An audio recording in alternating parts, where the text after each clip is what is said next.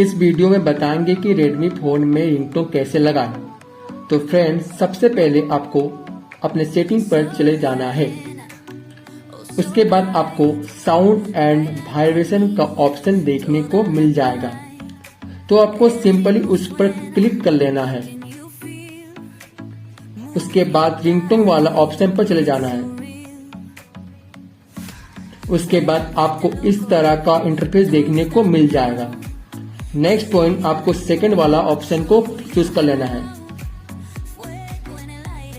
उसके बाद आपको बहुत सारे रिंगटोन देखने को मिल जाएंगे।